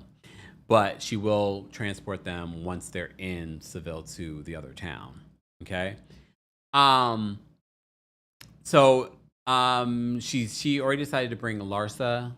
As you know, she said she's going to bring Julia. So she had like one other spot free. Apparently, she was going to give that spot to Marysol, but Marysol, being a good friend, this is one thing I can appreciate about Marysol, being a good friend, loyal friend, says that no, this trip is for Alexia. I can't, give her my seat, kind of thing. Okay. So we find this out when Stephanie and Alexia have a conversation. Here's the thing. I could go back and forth with you in regards to what they said in this conversation. Their issue is not that deep. Hence why I'm so shocked at this seating chart. The issues between Stephanie and Alexia are not deep. Alexia making an issue of her calling her a Rottweiler when they were on the ship last week and trying to drag that out, there really is no issue. I understand why Alexia might be annoyed with Stephanie, because it's like, girl, why are you commenting on my relationship? You're new in this group. I understand that. But it felt like y'all already made peace after that. Then it got turned up again at Guerdy's party. Then you made peace after that. Now we're dragging it out again to the point where you drag it out during this trip. It better make sense during the trip. But if it's the same stupidity, I'm going to be like, okay, you guys are ruining the show. I still do not understand why you are sitting next to Andy. If it's the same stupid issue, I'm going to be like, girl. So they have a conversation, and they go back and forth in regards to why they have issues with each other. And then as an olive branch, Stephanie offers the seat on the private jet. Okay. But I have to say, Alexia's response was actually kind of funny when she was just like, huh? Look, huh? Okay. Then she says, I couldn't possibly take that seat. I should be with Marysol. I have to say, I appreciate them having each other's back, but sometimes they do that to the point where it's separating the group. But in this particular moment, I find it to be endearing and sweet. So they both decide not to be on the private jet. So Stephanie gets back to the table, mentions it, and she says, I'm between bringing Kiki or Adriana, but she hasn't gotten a chance to really get to know Adriana. Kiki says, you know what? You haven't got an opportunity to get to know her. I'm going to make it easy for you. Just take Adriana. Adriana is just like, I'm surprised that my own best friend, Julia, didn't do what Marysol did for Alexia. So Julia's like, what are you talking about? Like, why are you making me out to be a bad friend? But I get where Adriana's coming from. But again, you should not be surprised by Julia's behavior. She probably would do the same thing to Martina. Julia is about self. Just saying. And someone like that is dangerous. But anyway, I think she would do the same thing to Martina. She would like, oh, I wasn't invited. So anyway. So it starts to get a little tiff. It didn't get elevated at the table, but you start to see a little bit of the cracks between Adriana and Julia, and I'm sure that's going to play out during the cash trip next week. Okay.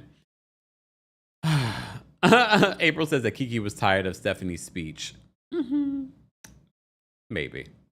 Look, maybe. All right. And that's how they end the episode. However, Alexia gets really emotional. And at first I was like, why is she getting emotional? But she was getting emotional because of what Marysol ended up doing. And Adriana was like, she's a good friend. That was really nice of her to do that. So Alexia gets emotional. And then she says in her confessional, Marysol has been a good friend to her, especially during this time with Todd and everything that's happening. Okay. Sidebar, when they invited Alexia on this trip, she said, I have to be back before November 18th because Todd's birthday is November 19th.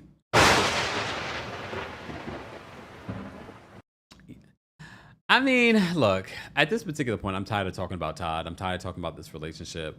You like it, girl, we love it. But I can also understand. Here's the thing. I know they were married a short period of time, but remember when they came on the show, they were together for a few years. So they've been in a relationship for a long time. They obviously have some sort of connection, but it's a toxic connection at this particular point. The man divorced you. You guys are divorced and you're still sleeping with each other. And the way he did it was so underhanded and sneaky. Like that says a lot about his character. If that's really what happened. People speculate that no, she knew this was coming. But if this is exactly the way it happened, the way he did that tells you a lot about who he is. He's sneaky. He's not to be trusted. Damn Scorpios. All right, let's get into some quick callers, guys, and then I'm going to get out of here because I got other things to do. I've been away for a couple of days. All right, don't forget, guys, we are coming to Washington, D.C. D.C. First of all, a couple of things, D.C. We're at a different location. We're at Camora's across the street, Pearl. We're at the Pearl location. So for those that may have not gotten their notification from the venue, we're across the street. But secondly, don't forget to get your tickets. Don't forget there are meet and greets available as well. And what we talk about, or what we've talked about in Philly and Atlanta, won't be what we talk about because I got some tea to spill. Well, I got a few things. Shout out to Atlanta for remembering some of the things that I wanted to mention. You guys asked the questions like, you had tea to talk about this, and this, and I talked about it. But I came home to something that I need to mention to exclusively to the Washington, D.C. show. I'm not going to tell anyone. Club Kempire, you're not going to even get it either. I'm going to wait until I'm in D.C. to mention it. So go get your tickets today. I'll be in Washington, D.C. on August 22nd. And then New York City, we have our live show September 12th, rounding out our summer tour for the villain era. All right. Shout out to all the conversations I had in Atlanta as well, how some of you were really inspired by the villain era. I love that for us. Go get your tickets today. More ticket information is available in the description, including meet and greets. And the New York City show has an exclusive live stream option, so you'll be able to watch the show live with us, and you'll be able to keep that for a week. So that ticket actually is better than for those that are coming to the live show. That's why I said to you, not that you have to if you're coming to the live show, but sometimes when you're in the moment and you're live watching it, you forget things. At least with the live stream option, you can watch that for days, for a week. Just say, I think it's a really cool option. Shout out to the Green Room 42. More information will be available in the description. All right, let's get to our callers. The opinions of the callers do not represent the opinions of myself, TheKempire LLC, or our partners or sponsors. And everything that they say is alleged. Okay? All right, and please make sure that you are abiding to the timer. Okay, let's get into some quick callers. Once we get to 400 likes, I will drop the call link for the general audience as well. Anthony's first backstage. Anthony, what's going on? Oh wow, I'm first. Hey, I'm here in Los Angeles, California, watching from Twitch. Everybody come join Twitch. It's actually pretty cool over here. I like Yes. it. So for this episode, I'm gonna go ahead and give this a 8 out of 10. It's still funny, even though we're dealing with the troubles, the conversation, things like that. But they still bring out some fun in Miami, and that's what I love about Miami. It's not the full episode fully on the arguments or whatever. There's some like fun sprinkled in it as well. So Yeah. I'll give Miami that. Stephanie, I need her to be on every franchise because she says literally what's on her mind, and it's not like she's lying about it. There's seasons and seasons of proof from these ladies. So Stephanie, I love her so far. Lastly, Julia. I said before that I went through an adoption. For Julia to go through this and not, because what is she saying? It looks like she never told her daughters Yeah. that she was planning to adopt from the beginning. Mm. And for me, I don't know how long it took for Julia and Martina. For me, my partner, it took maybe about 3 years Mm. to finish this adoption. Mm. So she had so much time to literally tell her daughters, even before signing an application, and yet nothing. So that's disrespectful. If it was done properly. No, right. I mean, obviously, Because you would have conversations before applying and bring it up to your daughters but because they're part of that's the what I'm family. wondering, if this was done on the up and up. Yeah, well, that too. But it's like they're still your daughters, even though they're adults living their life. Like it's still the family. No, So I I agree just with you find it. 100%. But when I'm talking about the time Uh, frame of things, because remember it ah, seemed really quick. So I'm wondering if right, it was done, you know. Anyway, but that's my thoughts. right. Thank you so much, Thanks, Kempire. Anthony. Take care. Likewise. Bye. Shout out to our Twitch community. We dropped the link there first. Nicole's backstage. Nicole, what did you want to share? Hey, Kempire, how you doing? Oh, well, how are you? I'm gonna finish that sentence for you. It was done for the show, Oh, okay? Because I'm gonna be on Martina Navratilovan's neck right now because I told you, I'm 51 years old, so I grew up in the tennis world. I played competitively in high school and in college, and because of the resources that I had available to me because I'm a foreign service brat. I grew up mm, overseas, so that's why I was able to be in different spaces like that. mm, So when you talk about you being not only black kid in a white space, that's how I grew up most of my life. mm. And so I'm going on Martina Navratilova. Yeah, she's a legend. But when you want to get technical about it, She was good with her technicality, but she was slow-footed. Old school. Like she wasn't quick with it. That's Mm. why she had to retire like she did. That's why you saw the episode. And when Stephanie's husband was talking about Chris, he was talking about Chris Everett, Mm. because Chris Everett is one of my favorite tennis people. But I just want to say to you, but the first time I ever heard the N word was when I competed against in a country club, an Mm. invitational meet when I was 15 years old, Mm-mm. because I beat the white opponent. I whooped her tail. And her coach came behind me and called me the N word. That was my first Mm-mm. experience. Tennis Wow. I itself thought is you a were gonna say it was very one. I thought elitist you were gonna say it sport. was from one of the other teenagers, but it was actually from the coach. Yes, and Mm-mm. it's a very elitist sport. So that's going to go back to, I'm going to go back to what you were talking about. How were they able to adopt? The WTA, the Women's Tennis Association, is based in St. Petersburg, Florida. Mm. There's a lot of money flowing through there. There's a lot of influence flowing through there. Mm. And that's why she was able to get the quickness. I'm Mm. just saying.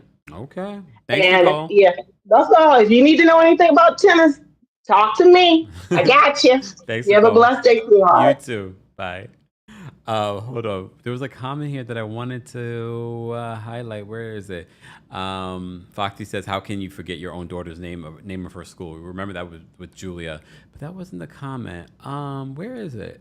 Oh, Forever Tyranny says, "I thought Julia mentioned last season that she wanted to adopt." That's the thing too. That's why I don't feel like the daughters were necessarily blindsided, because she had mentioned that she wanted to adopt. But then remember, all this stuff really happened very quickly. I feel like there's more. And maybe during the season or maybe during the reunion, she'll explain more as to why the girls are not talking. Her daughters are not talking to her. All right, let's get to the other calls. We have O'Shea backstage. O'Shea, what did you want to share? Hey, Kempire. I think we need to start voting on the seating for the reunions because it's gotten out of control. Like in the past year or two, it's like I don't understand what's going on, and the thing is not like just with them sitting. It allows Andy to manipulate the conversations and Mm. control the narratives that come out of it, and it just ends up messing the reunion.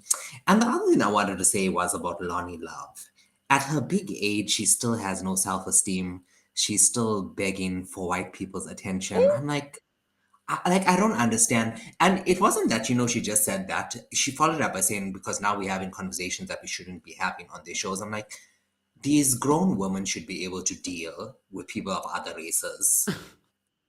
Like, it's not like you cannot say that we shouldn't have that because grown people should know not to be racist and, and all the things. And that was a justification. I'm like, at your big age, you are twerking for Andy out of all people to give you a cameo on one of these shows. Mm. It's really, I found that very upsetting. But she's always been like that, though. She had me on. She had me on Tamar's side. You see. Thanks, Gabriel. Thanks, O'Shea. Bye. O'Shea said it perfectly, because that's the feeling that I ended up having hearing her talk about her unpopular opinions. I was just like, girl. All right. Anyway, Miss Bernice is backstage. Miss Bernice, what did you want to share? What up, though? What up, though? How you doing, everybody? Hey. Okay, let me get this right. What I'm not gonna. Bonnie is my girl. She Detroit. What she was saying, like you were saying, there's no chemistry. Mm-hmm. You just can't put black people together and like a bam. Mm-hmm. Okay, we friends all of a sudden. If I don't have no chemistry with you, I'm not gonna have no chemistry with you. Yeah. If I don't know you beforehand and we've established a relationship, that's what you're saying. You just putting random black women here. Okay, we'll mix it up. We got majority white. Let's put in a Latina. Let's put in a black person. But there's no camaraderie there. Yeah. That's what she was talking about. And Bravo, it's notorious for not talking about racial issues. Yeah. And when it happens, they play dumb. It's not a They safe get space. they be an ostrich and they put their head in the sand. We don't see nothing. We don't know nothing. We're not gonna do nothing. And that's this season proves it with Guerdy. How the victim was all of a sudden the villain. Where they do that at? Bravo. Really? And if you don't get these, Death Becomes Her twins, Marysol and Alexia, out my face. I want you to trip down the stairs and crash into a million pieces like the end of the movie. I don't want to see you no more. That reminds me, I need to go get tickets for that on Broadway. Because neither one of you are bringing anything. I don't give a care that you still in love with your ex-husband. Ugh, don't care. Mm. I don't care about Marisol's lavender marriage. You can quiet as a kelp. Alexia got a lavender marriage. She just getting some D in the pocket. That's it. Well. But I digress. They pissed me off. I gotta go woosah. Oh. Woosah. Thank you, Miss Bernice. Okay, love you. Bye bye. See, Miss Bernice is the reason why I want to go to Detroit. Shout out to everyone that watches us in Detroit. But if I get to Detroit and I have a show, we are going to be bringing out Miss Bernice. Okay, I don't care where you at, Miss Bernice. Okay, all right, April, what's going on? Kempire, good afternoon. Hey. I feel like they definitely robbed Guerdy of the first share, and I'm wondering if it's because she's had the first share like the other times, as well as what Miss Bernice was saying that they don't like to talk about those racial issues. Mm. And now I'm wondering if it's a scheme set up by Todd to come with us with the BS. Because it's like I feel like production is now playing in our face even more because okay, we've gotten episodes of her and Julia trying to hash it out, so maybe Mm. they're trying to justify that seating chart, but it's still bogus. And I feel like Marisol and Lion Lisa, no, not Lion Lisa, Lion Larsa are just jealous of Adriana like doing things outside of the show, maybe because she actually has a life Mm. and what she does is real and they're fake, so they can't relate. And I think Alexia is a plumb bob fool to be trying to go back to someone who quote unquote left your son in the apartment by himself. Girl, is you cool? I don't like that. But enjoy the rest of your day, Campfire. Thanks, April. All right. Janelle is backstage. I saw Janelle at the play Purpose. And I was like, is that Janelle? I was like, is that Janelle? But let me tell y'all something. I saw Kempire walk in. Oh, you did? And I was on the clock. So I could not say bonjour. I just had to keep it cute and act like I didn't see him because I knew I was like, I'm gonna go up to him afterwards. Okay. Because I kept on seeing, I said, let me send you a DM. Yes. Because I didn't want to assume. But no, you also don't forget the part. I was holding up a sign that said, please silence your cell phones, and then you send me a DM. Oh. I would have looked crazy. But I figured when you took a break that you would probably see it. Yes, and I saw it, and I was like, okay, bonjour. Yes, and also I'm gonna send you a DM after this. Life has been a little busy, but I'm gonna send you a DM after this. And Janelle will be at my live show here in New York City. Yes, here we are. Y'all get ready. And Janelle is really like this in real life, y'all. Just saying. I really am. You know what? I tell people all the time what I'm like in public is like what I am in private. Just maybe a little bit quieter because I'm watching TV. So bonjour. I am. I'm in too much since birth. Anyways. Real Housewives of Miami. What are your thoughts? Yes. You know what? I think first off, I just want to bring this up because I didn't see the seating chart until you you put up your short. Mm-hmm. I realized at that moment when I saw Alexia in the first chair, I was like, oh, she's the Teresa of Miami.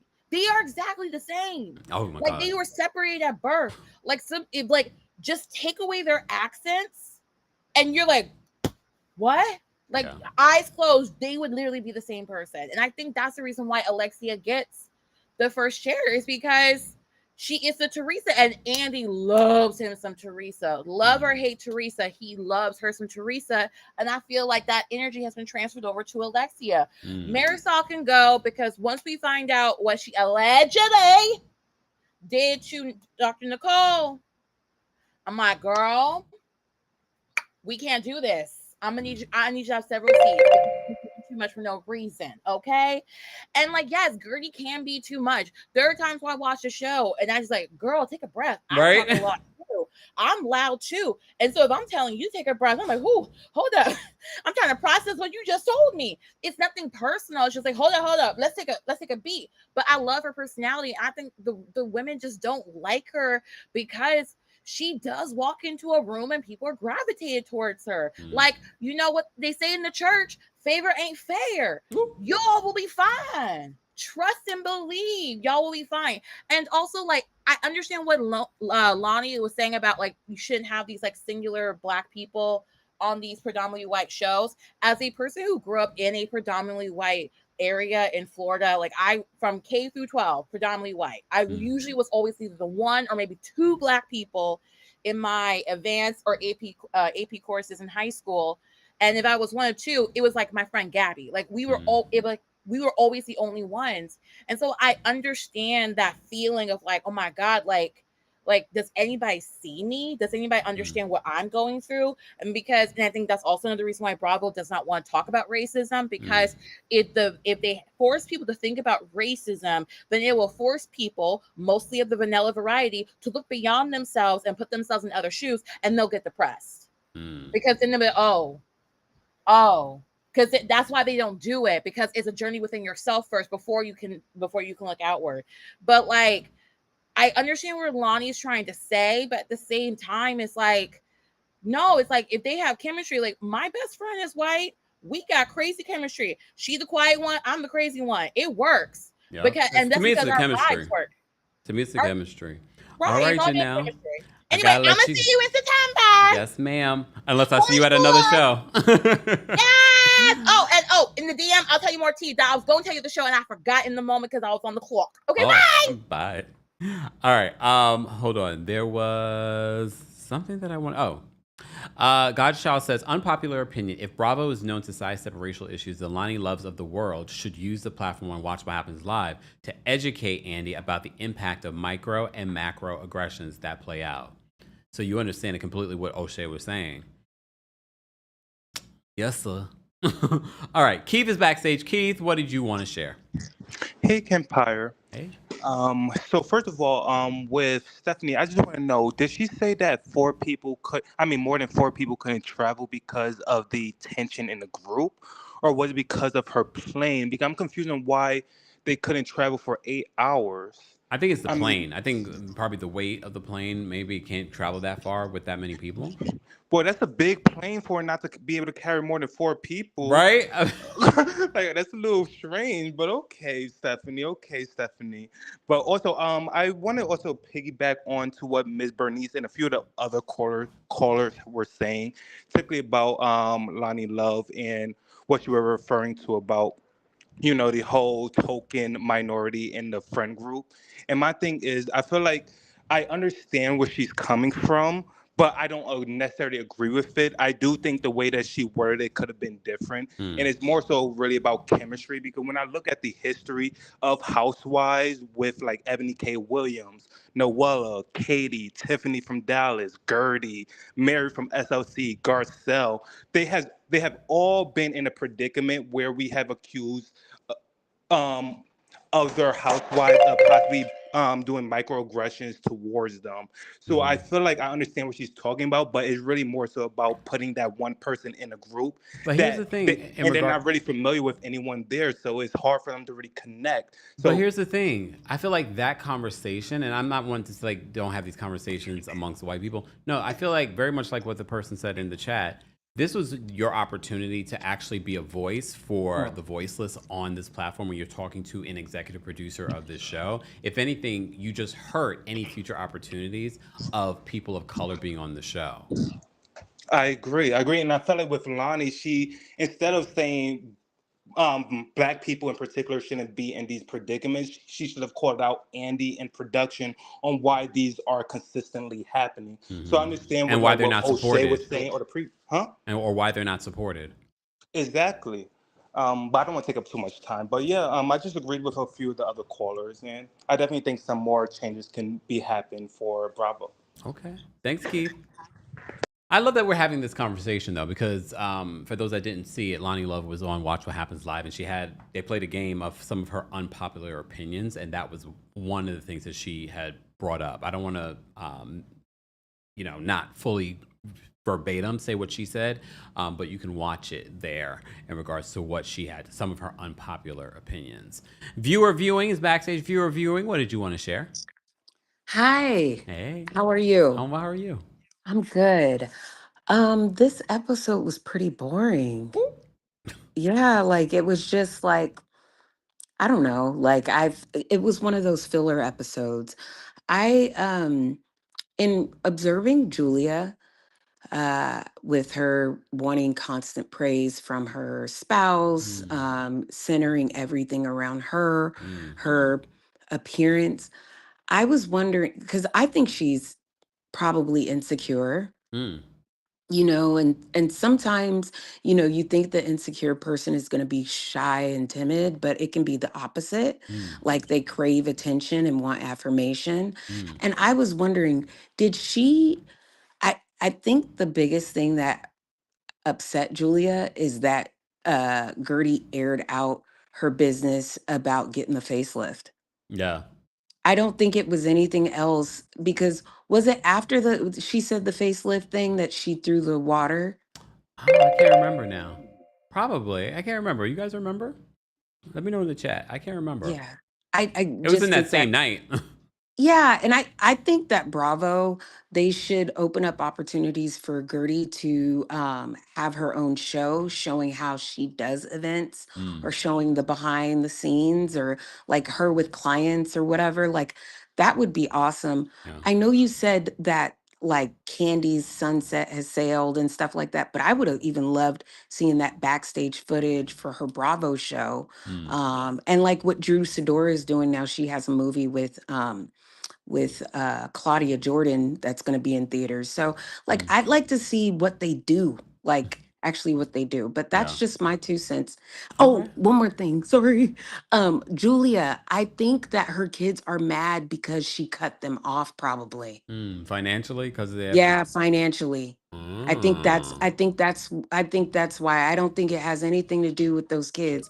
I think it's the reason why she cut them off financially that they're upset. And I Mm. don't think she's going to put that on the show.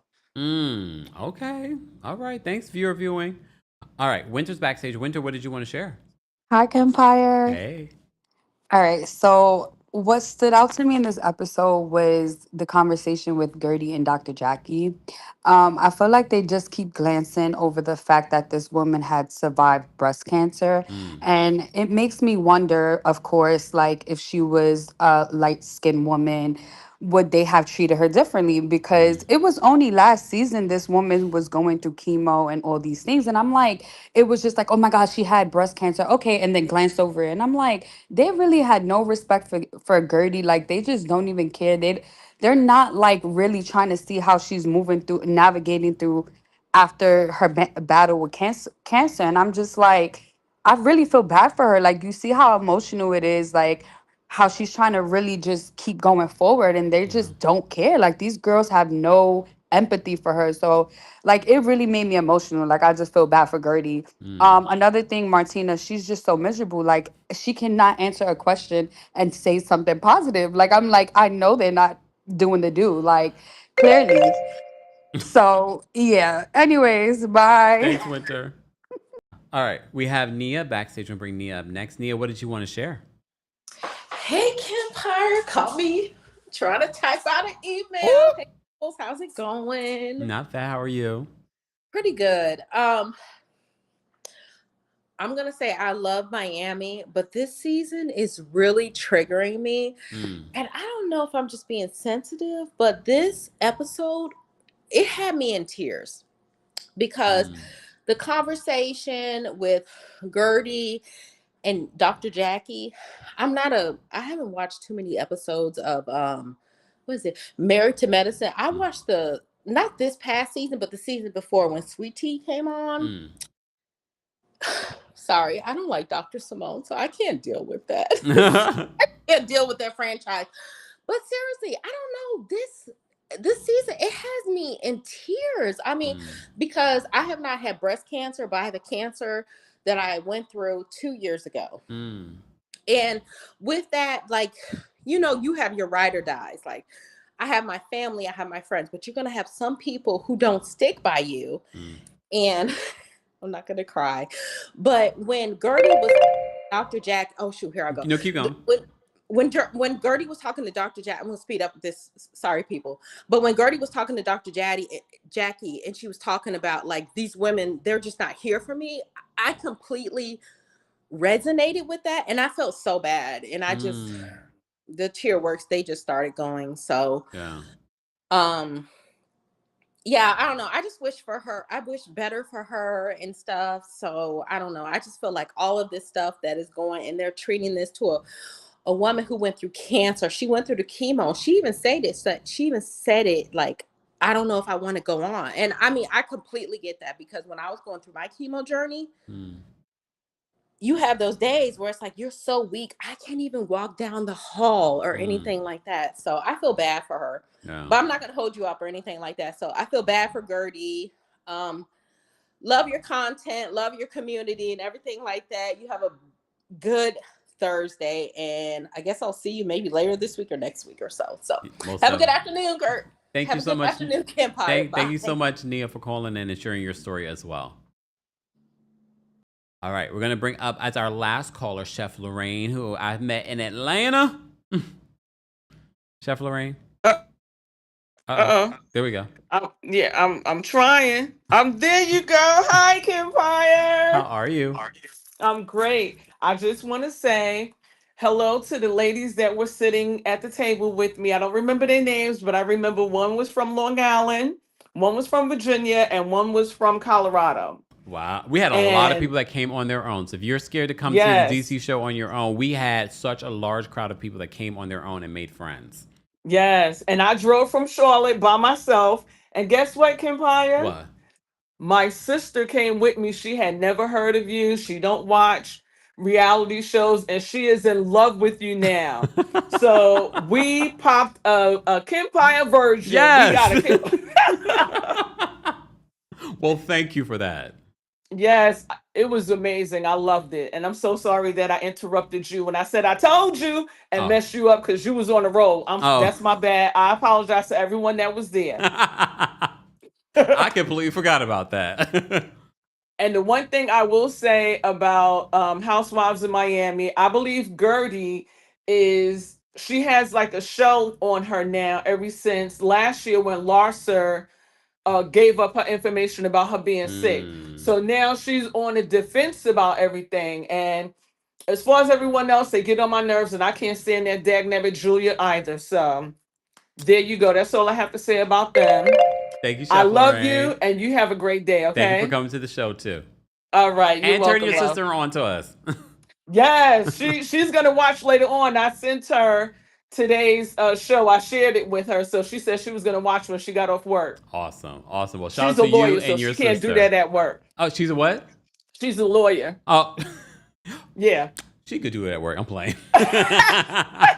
Talk to you later. Bye. All right, honey. Bye-bye. This is why I do the live shows, and this is why I don't necessarily have some of the reality TV stars or celebrities come to the show, because it really is about us in the community having a conversation. We did do that at the DC show. We had what's her name? Oh damn, I forgot her name. She's the newbie.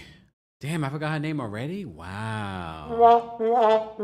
Anyway, I love us as a community coming together and having these conversations and talking the hot topics. So, DC, you're up next in just a couple of weeks. Literally, like tomorrow will be 2 weeks. Two weeks. Stacy, thank you, Tanya.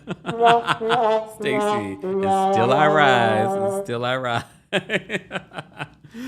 Oh my goodness. I will be starting the rewatch next week. Next week we will be launching our new show. Do I even have the picture here?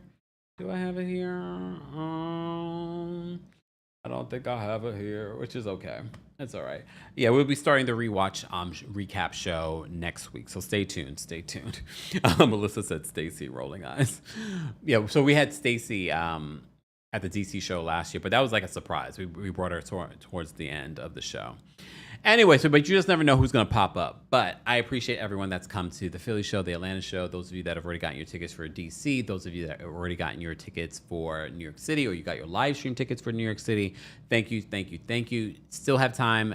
Let's sell out the show in DC. Let's sell out the show in New York City, because we do have to, in order for us to keep doing this, guys, we got to sell out shows. We can't just, key together and think like, oh yeah, they're going to magically give us more opportunities to have these shows. So let's sell out some more shows together. I appreciate you all being here. Thank you to our King's Guards. Thank you to our channel members. It was a members only live chat. Shout out to those of you that are subscribers and those of you watching in the bushes and our replay crew. Be sure to let us know how you would rate this week's episode of the Real Housewives of Miami. Let me see how you guys rated this week based off of the live chat. Let me go to the live chat and let me see.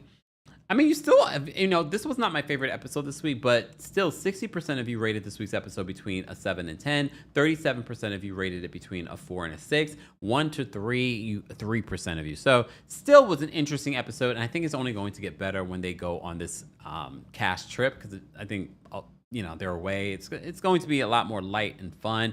They're filming the reunion today. We did talk about the reunion seating chart.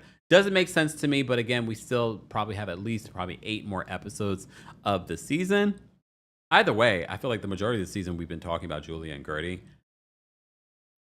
I don't know how they decide. I think Andy's been asked about how they decide, and I still don't have a clear answer as to how they decide on the seating chart. It's not a big deal at the end of the day, but whatever. Exactly. God's Child said, I'm a lawyer. I'm doing it at work today. It's okay. Everyone's lawyer's different, but it's fine. We appreciate anyone watching. We appreciate our replay crew as well. Thank you all for being here. If you haven't already, be sure to like the video. We had a couple more super chats. Keith, thank you for being a member. Keith says, my friend broke his ankle and I came bearing soup. Guerdy just beat breast cancer and they come bearing drinks to her face. I wouldn't even want to raise my voice. Right? Damn. Estelle, thank you so much for the super chat. Estelle says, bonsoir. I think Julia's girlfriend or girls are upset because in a case of a tragedy, they might be the one who will have the responsibility of those boys' future. I didn't even think about that. You guys have brought up some very valid points. Could it be the financial aspect? Could it be that this was so quick and it wasn't discussed with them, like seriously discussed with them?